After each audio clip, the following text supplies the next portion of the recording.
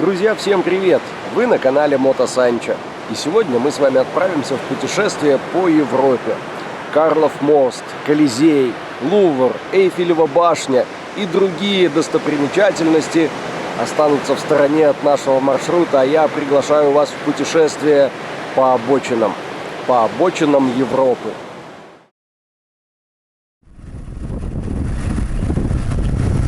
Что-то нам в Германии везет на дожди. Туда ехали дожди, назад едем дожди.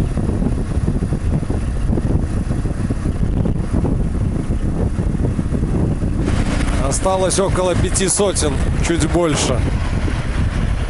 Сделаем остановку. Я хочу выпить кофе, потому что меня просто выключает. То ли из-за погоды, то ли после обеда.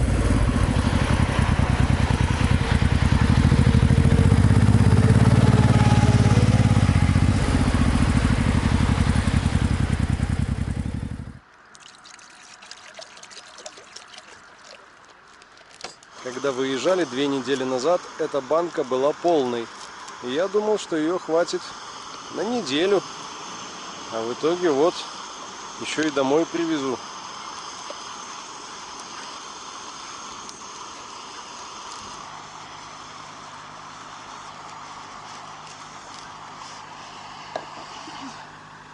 Бахнул чашечку крепенького кофейку, сходил, умылся и погнали.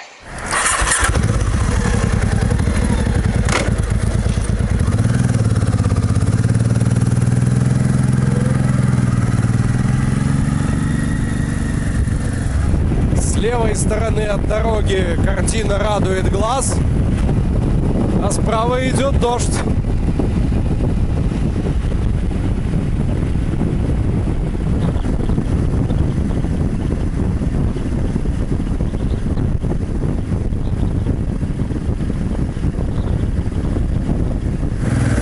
Перед съездом на Дрезден снова пробки. Что вообще происходит? Пятница, после обеда, все куда-то, откуда-то едут. И на ровном месте создают пробки. Мы уже несколько таких пробок проехали, там впереди ничего.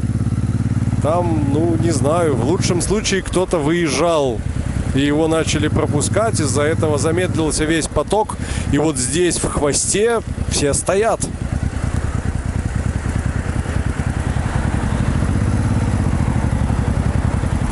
Впереди показался город Дрезден, а значит, до границы около 60 километров. Попробуем дотянуть на том бензине, который сейчас в баке. Ну а если не хватит, то остановлюсь и перелью из канистры. Дело в том, что в Польше бензин значительно дешевле.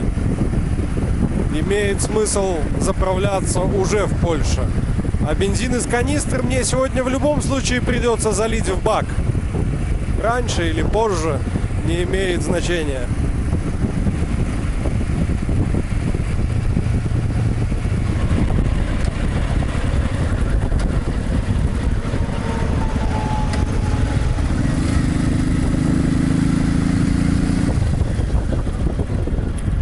«25 километров до границы». Сделаем еще одну остановочку, и здесь я, пожалуй, перелью бензин из канистры в бак. Лампочка еще не загорелась. Нам, наверное, хватит и границу пересечь, но я не помню, где именно там заправка. Скорее всего, сразу ее не будет. А тут, знаете, не так, чтобы и много. Литра 2,5 по ощущениям. Канистра надулась от жары. Кстати, сегодня тепленько. Плюс 30.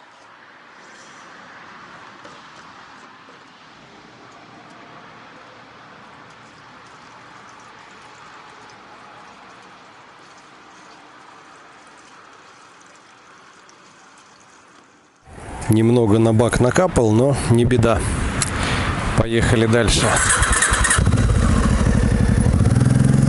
Остался 361 километр.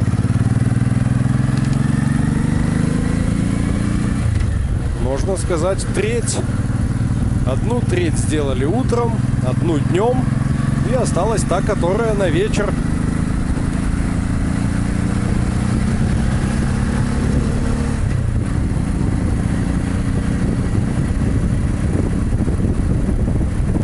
Мы снова в пробке. И я тут на что обратил внимание. В Испании и Франции было очень много желтых листьев на деревьях. А сейчас из Германии выезжаем в Польшу, тут все зеленое.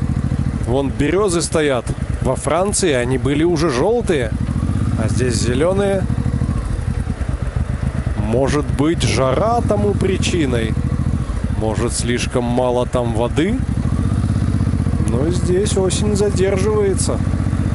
И я не могу сказать, что меня это не радует. Не люблю осень. Люблю весну.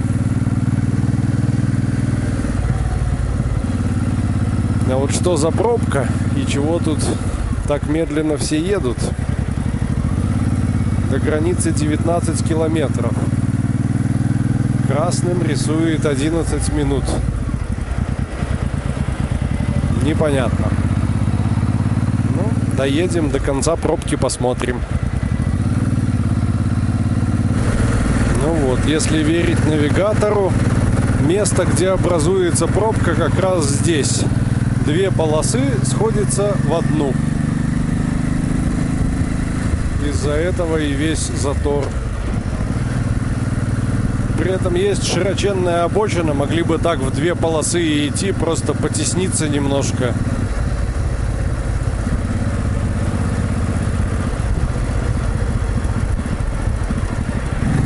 Все, я увидел туннель и вспомнил это место. Мы, когда 2 недели назад ехали туда, пробка нам навстречу уже тогда стояла.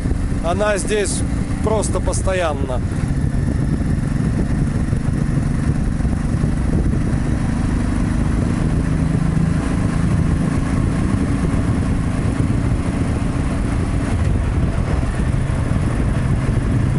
Я тогда еще подумал, а каково это в туннеле стоять в пробке.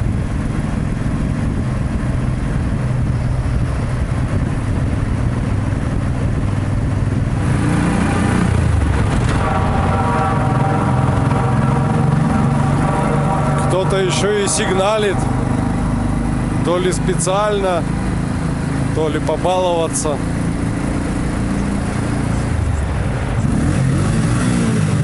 Побаловаться мы тоже можем.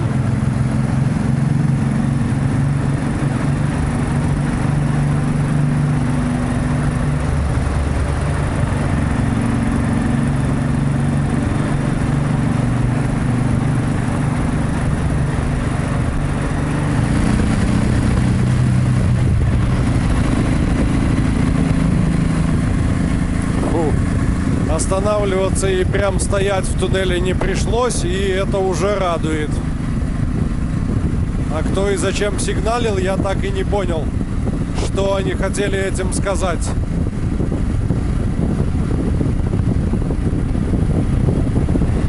Вот она, река, которая разделяет Германию и Польшу. Это будет последняя граница в этом путешествии.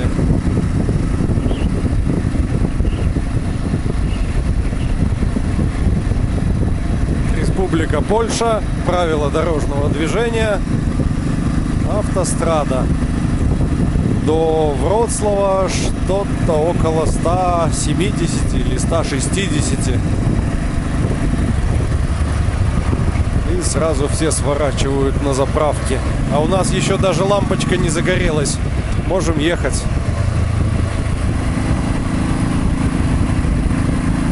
Появились информационное табло. 29 градусов воздух, 35 дорога. Тепленько.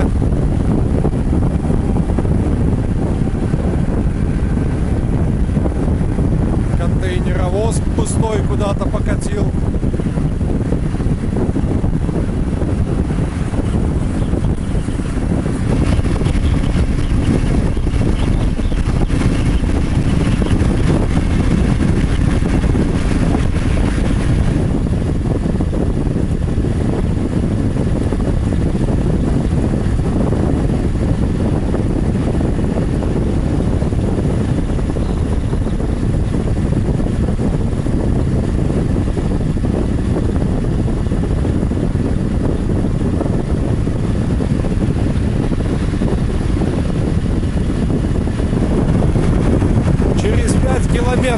освещают заправку. И это уже вторая заправка от границы. Первая была British Petroleum, и она довольно дорогая по польским меркам. Хотелось бы отметить, что польские дороги несколько свободнее, меньше машин, легче едется, никто никого не подгоняет, не поддавливает, все как-то спокойно. Легковушки едут в своей полосе, тяжеловки в своей полосе. Мы вместе с грузовиками на 6-й передаче, вот четенько держу 95. Надо будет обязательно на заправке, кроме топлива, еще и проверить уровень масла. Потому как мы за сегодня уже больше 600 километров прошли. А на таких пробегах и по таким дорогам обычно маслица у меня уходит. Скорее всего, надо будет долить. До финиша остается 293 километра. Дождевые тучи вроде как остались в зеркалах заднего вида. Едем, потихонечку едем.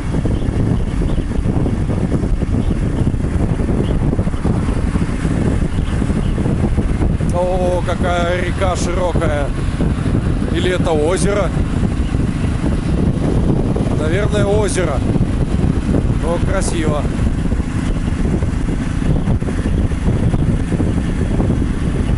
А вот и заправочка Орлен. Сейчас глянем, почем здесь 95-й.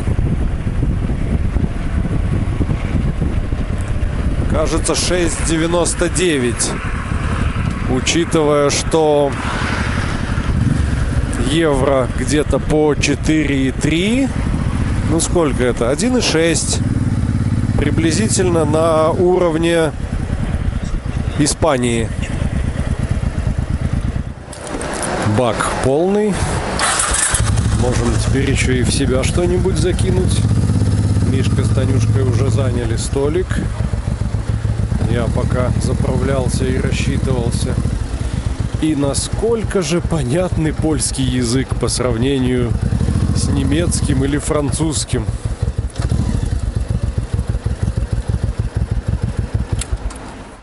Давайте возьмем салфеточку и измерим уровень масла, пока я не забыл.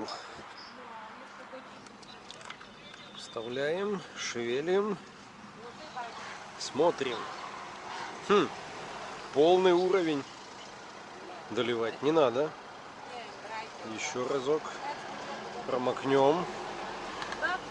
Масло, кстати, потемнело. 7500, неудивительно. Его уже надо заменить. Смотрим. Да, полный уровень. Не буду доливать. Поедем дальше так.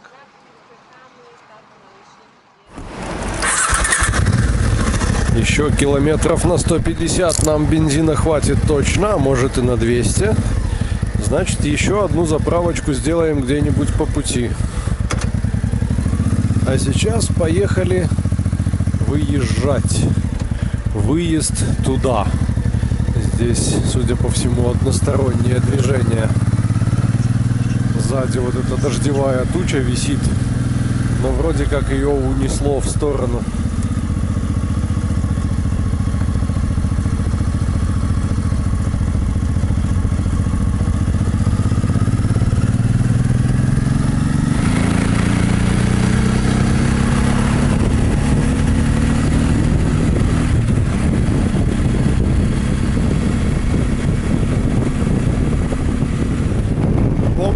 Я убирал птичку в навигаторе, чтобы он не избегал платных дорог.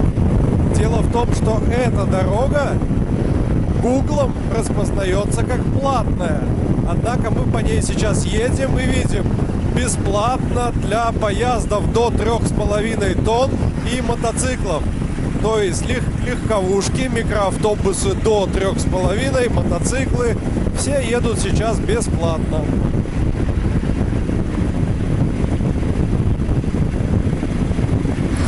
Мы остановились на стоянке, чтобы Мишка с Танюшкой поменялись.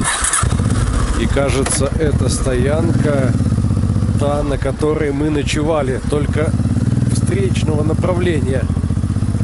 Мы ночевали на той стороне дороги, а сейчас на противоположной.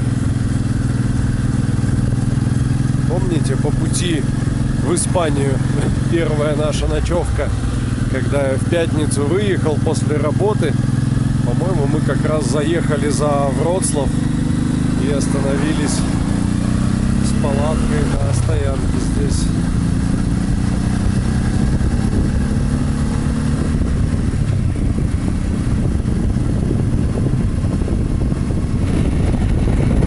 Проезжаем Вроцлав. Меньше 200 километров остается до финиша. Окончательно стемнело, наступила ночь. А тут, ребят, уже упало пару капель дождя. И асфальт весь мокрый. Кажется, дождь здесь был только что. И мы идем прямо за ним следом. Может, имеет смысл заехать куда-нибудь на заправку, подождать, пока его протянет.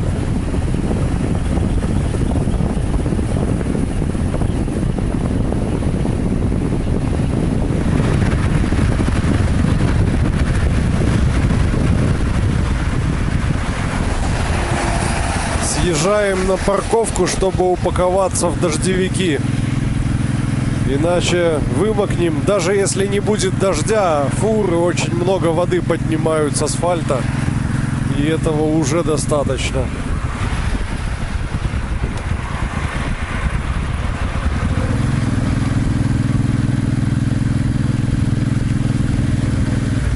А дождь здесь был сильный.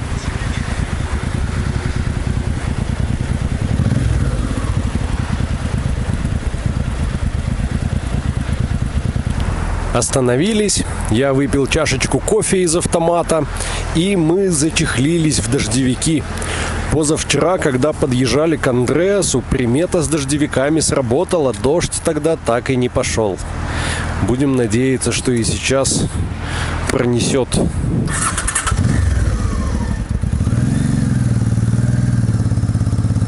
Поехали. 170 километров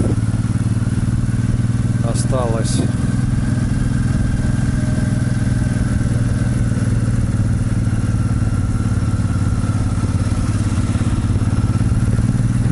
Как обычно, по закону подлости, лампа топлива загорелась сразу после того, как мы проехали удобную заправку. Будем ехать до следующей. Канистра у нас пустая, а значит, необходимо найти заправку на протяжении 30 километров.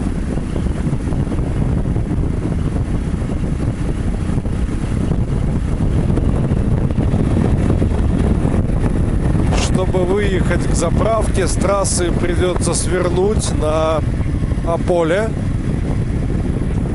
Город так называется.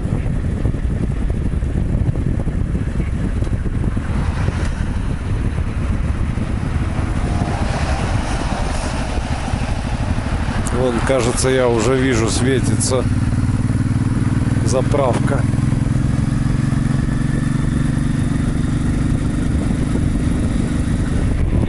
Вот и дотянули. Вот и отлично. Сейчас заправимся и уже точно хватит до дома.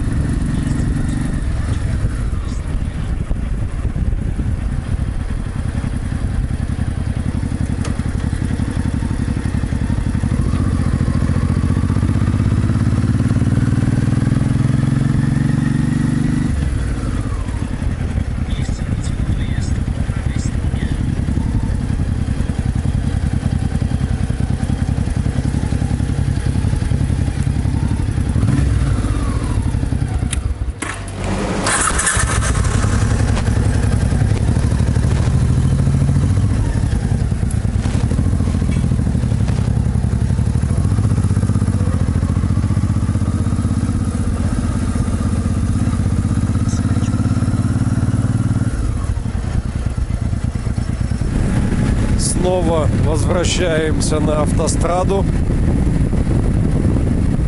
Немножко страшно проезжать через эти рамки. Вдруг шлагбаум будет опущен.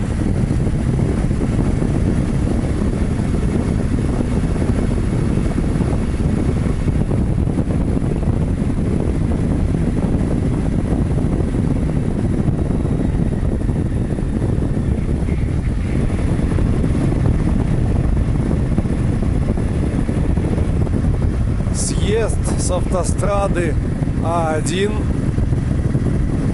в Пекары-Шленские. Мы почти закончили наш маршрут.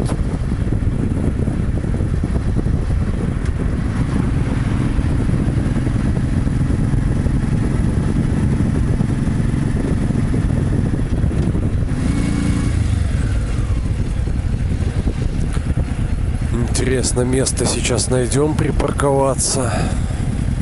О, пандюра наша стоит. А под домом все места заняты. Станем рядом с пандой.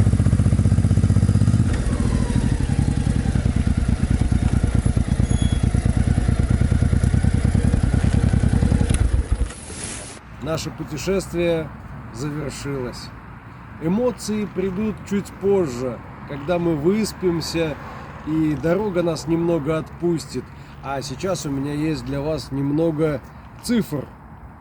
Итак, 940 километров пробега в течение сегодняшнего дня. Это 15 часов в пути. А еще 7500 километров за 14 дней ровно. С пятницы вечера по пятницу вечер. Вот такие результаты. Единственное, на что нас сегодня хватило, это просто занести вещи в дом. Все остальное потом. Все потом. Сил нет. Всем привет! Доброе утро! Мы проснулись и узнали, что у нас ничего нет в холодильнике. Отправляемся сейчас в магазин на закупы. Немножко восстановились после вчерашней дороги. Поедем на пандочке. А она здесь 2 недели простояла. Такая пыльная, такая чумазая. Хочу ее сейчас на мойку свозить. Вчера даже не хватило сил все вещи занести в дом. Что-то оставил в панде. А здесь гляньте, что лежит. Покрышки старые. Можно выбрасывать. Новые показали себя хорошо. Вау! 2 недели простояла. Заждалась. Кстати, наши опасения подтвердились, и мы не зря вчера столько проехали. Сегодня утром уже получил СМС-рассылку о том, что в Польше по всей территории возможны дожди с градом, грозами и сильными порывами ветра. В такую погоду, конечно, лучше не ехать. Что-то я сегодня подтормаживаю. Приехал на мойку. Здесь очередь, все решили помыться, а потом вспоминаю. Так, СМС-рассылка. Сегодня гроза, дождь, град. Какая мойка? Зачем? Поехали сразу в магазин.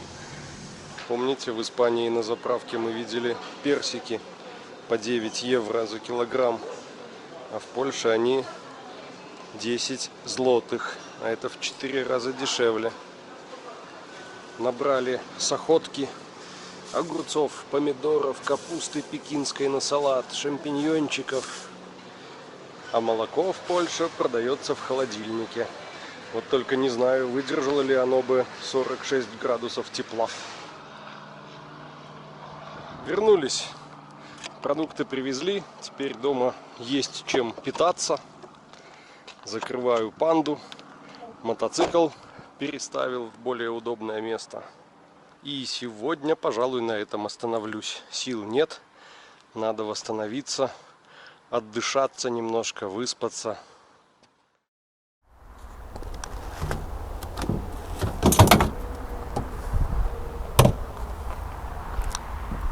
И вот финал этой истории. Я долго думал, что же сказать, какие итоги можно подвести. Но в результате так и не придумал ничего лучше, чем поблагодарить всех людей, которые в этом участвовали. В первую очередь, конечно, мою жену Танюшку.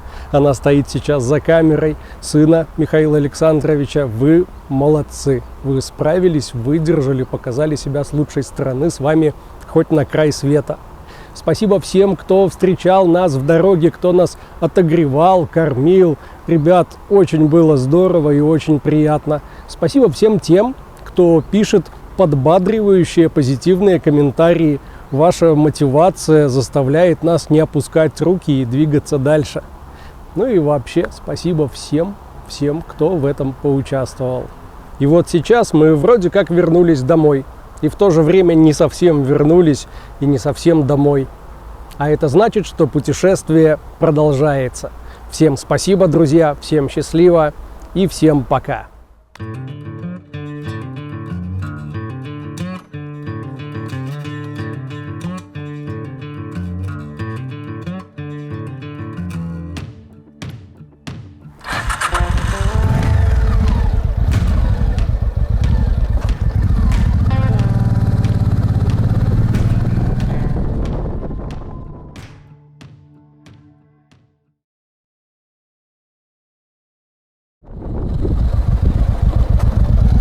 Прыгай, подвезу.